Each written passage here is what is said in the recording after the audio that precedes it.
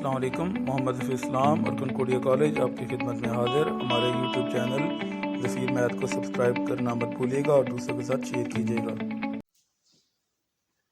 औज़ुबिल्लाहिमिनश्शैतानिर्रजीम, बिस्मिल्लाहिर्रहमानिर्रहीम। मोहम्मद हफीज़ इस्लाम और कनकोडिया कॉलेज आपकी खिदमत में हाजिर। मेरे चैनल को लाइक और सब्सक्राइब करना मत भूलिएगा और दूसरों के साथ शेयर कीजिए।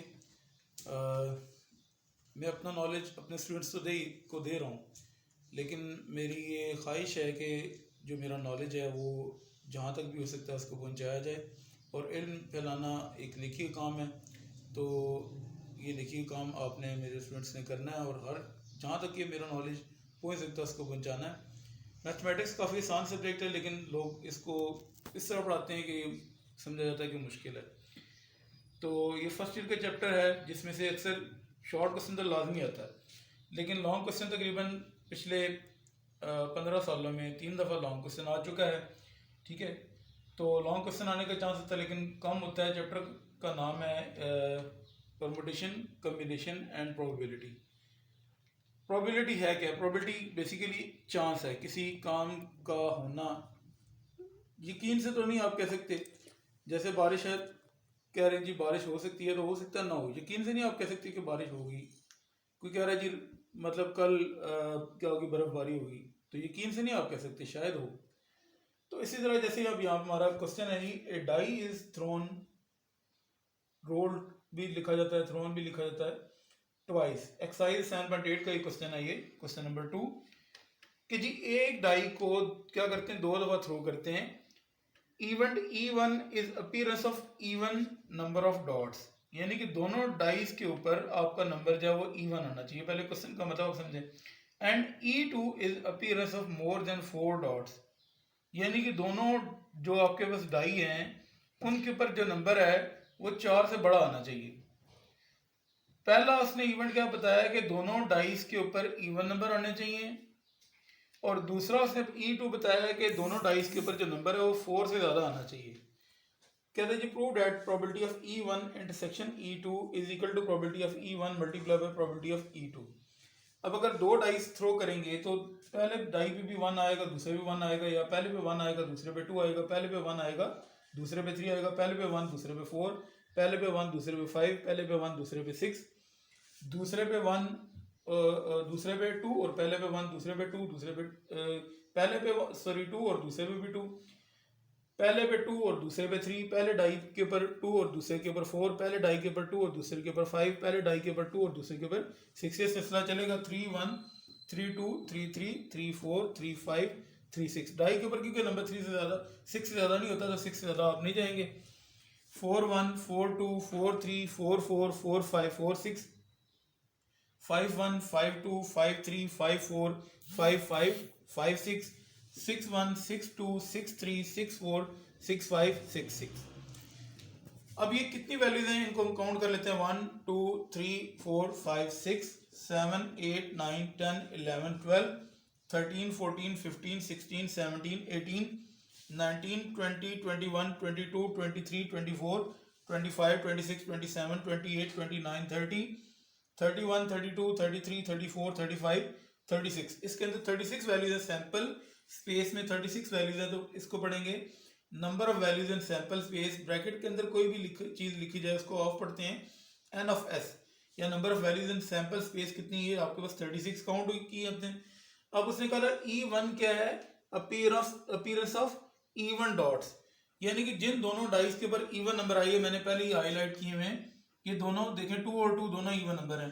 ये अगर देखें ये ऑड है, ये भी ऑड है, ये ऑड है, ये इवन है, तो दोनों डाइस के ऊपर जब तक इवन नंबर नहीं आएगा वो वाला नंबर आपने कौन सा नंबर लिखना, जिन दोनों डाइस के ऊपर इवन नंबर आ रहा है। अगर एक के ऊपर इवन है, एक के ऊपर ऑड है, वो आपने नहीं लिखना। अब 1 तो ऑड होता है, तो पहला नंबर ही ऑड आ रहा है, तो ये वाला नंबर आपने लिखना ही नहीं है। ठीक है, ये वाले नंबर आपने नहीं लिखने। देखिए जैसे ये 3 आ रहा है, 3 ऑड नंबर आ रहा है, पहला नंबर ही ऑड है, तो ये भी आपने नहीं लिखना। पहले अपनी आसानी देख लें। 5 ऑड नंबर है, पहले ये सारे 5 है, ये सारे ऑड नंबर है, ये तो आपने लिखना ही नहीं है। अब आप इस रो में देखेंगे ये दोनों इवन नंबर हैं, ये इवन है, ये ऑड है, ये नहीं लिखना। ये दोनों इवन नंबर है, ये लिखना है। यानी कि 2 2 2 4 2 और 5, अब 2 तो इवन है लेकिन आगे ऑड है, ये नंबर आपने नहीं लिखना। 2 और 6 दोनों इवन नंबर हैं, तो ये देखें 2 2 2 4 2 6। अब इस लाइन में देखें 4 2 दोनों इवन नंबर है, 4 4 दोनों इवन नंबर है, 4 6 दोनों इवन नंबर है, वो आपने लिख दिए। फिर 6 2 6 4 और 6 6। अब इनको काउंट कर लेते हैं, 2 2 2 4 2 6, ये 3 नंबर हो गए, ये 4 नंबर हो गए 4 2, ये 5वां नंबर हो गया 4 4, 6वां नंबर 4 6, 7वां नंबर 6 2, 8वां नंबर 6 4 और 9वां नंबर 6 6। तो n ऑफ E1 आपके पास क्या आ गया जी, 9 वैल्यूज आपके पास आई थी। प्रोबेबिलिटी अगर आपने किसी भी इवेंट की फाइंड करनी हो तो उस इवेंट में जितनी भी वैल्यूज होती हैं सैंपल स्पेस की वैल्यूज पे आप क्या कर देते हैं, डिवाइड कर देते हैं। अब E1 इवेंट में 9 वैल्यूज थी, n ऑफ E1 और divide by n of s करेंगे तो प्रोबेबिलिटी ऑफ E1 आ जाएगी 9/36, कट हो जाएगा 9 1 दर और 9 4 दर, तो कट होके आपके पास क्या आ गई, प्रोबेबिलिटी 1/4 आ गई। अब E2 के आपकी appearance of more than 4 dots, appearance of more than 4 dots, दोनों डॉट्स के ऊपर दोनों क्या जी आपके पास 4 से ज्यादा आने चाहिए, जो दोनों डॉट्स हैं 4 से ज्यादा आने चाहिए। अब वो कौन कौन से हो सकते हैं, 5 5 5 6, दोनों देखें 5 से बड़े आ रहे हैं, 4 से बड़े आ रहे हैं। उसने क्या कहा, मोर देन 4 डॉट्स, दोनों वैल्यूज देखें 4 से बड़ी हैं, ये दोनों वैल्यूज 4 से बड़ी हैं, ये दोनों वैल्यूज 4 से बड़ी हैं, 5 5 5 6 6 5 6 6। ठीक है, अगर यहाँ पे आप पूरे सैंपल स्पेस में अगर चेक करेंगे, सैंपल स्पेस में इन वैल्यूज के अलावा जो 4 वैल्यूज लिखी हैं इसके अलावा कोई वैल्यू 4 से बड़ी है ही नहीं है, सिर्फ ये 4 वैल्यूज आपको बताएंगी जो जिन दोनों डॉट्स 4 से ज्यादा हैं। अब प्रोबेबिलिटी अगर आपने फाइंड करनी है तो प्रोबेबिलिटी ऑफ E2 क्या होगी, n ऑफ E2, मैंने कैसे क्या कहा था कि नंबर ऑफ वैल्यूज जो इवेंट होगा E2 में जितनी वैल्यूज होंगी वो n ऑफ सैंपल स्पेस में जितनी वैल्यूज होंगी उस पर डिवाइड कर देंगे। n ऑफ E2 4 थे, n ऑफ s 36 था, दोनों की कटिंग हो जाएगी 4 1 दर और 4 9 दर, कट होके आपके पास क्या आ गया 1/9, इसकी प्रोबेबिलिटी आ गई।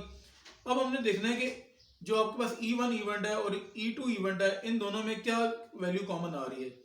तो सिर्फ आप यहाँ पे देखेंगे कि 2 2 इसमें 5 5 है, ये कॉमन तो नहीं है, 2 4 ये कॉमन नहीं है, 2 6 कॉमन नहीं है, सिर्फ कॉमन वैल्यू जो आपके पास आएगी वो 6 और 6 कॉमन वैल्यू आएगी।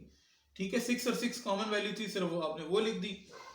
अब प्रोबेबिलिटी ऑफ आपने E1 इंटरसेक्शन E2 फाइंड करनी है तो n of E1 intersection E2 आपके पास एक वैल्यू थी, तो n ऑफ s पे क्या कर देंगे, डिवाइड कर देंगे, 1/36 की प्रोबेबिलिटी आ जाएगी। अब हमने प्रूव ये करना था कि probability of E1 intersection E2 is equal to probability of E1 into probability of E2।